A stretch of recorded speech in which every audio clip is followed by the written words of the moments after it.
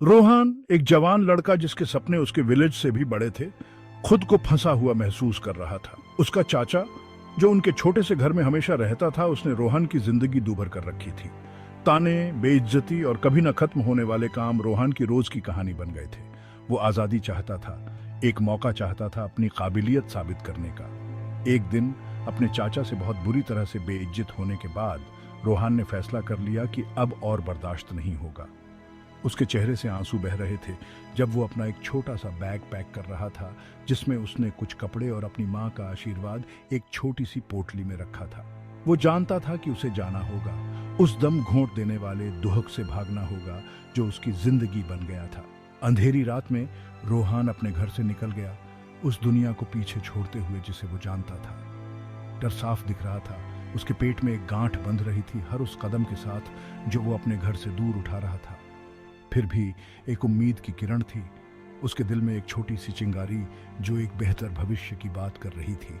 सिर्फ अपने इरादों को बढ़ावा देते हुए रोहन ने अनजान रास्तों पर अपना सफर शुरू किया।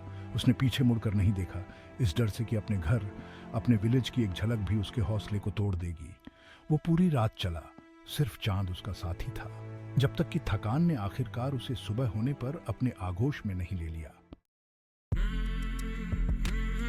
शहर, कंक्रीट और शोर का एक चहल पहल वाला भूल भुलैया रोहन को पूरी तरह से निगल गया। शुरुआती दिन भ्रम और भूख के कारण धुंधले थे। वो फुटपाथ पर सोता था, ठंडी सख्त जमीन उसकी कठोर वास्तविकता की याद हटाती थी।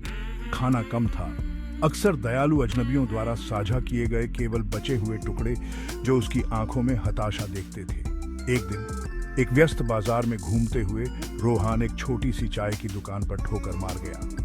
मालिक, एक दयालु बूढ़ा व्यक्ति जिसकी आंखों में वर्षों का ज्ञान था, ने उसे एक कप चाय और कुछ बिस्कुट दिए। बूढ़े व्यक्ति की उदारता से प्रभावित होकर रोहन ने अपना दिल खोल कर रख दिया और अपनी कठिनाई और भागने की कहानी साझा की। बूढ़ा व्यक्ति धैर्यपूर्वक सुनता रहा, उसके होठों पर एक उदास मुस्कान थी। जब रोहन की बात खत्म हुई तो उसने उसे अपनी चाय की दुकान पर नौकरी दे दी। यह बहुत ज्यादा नहीं था, लेकिन यह एक जीवन रेखा थी।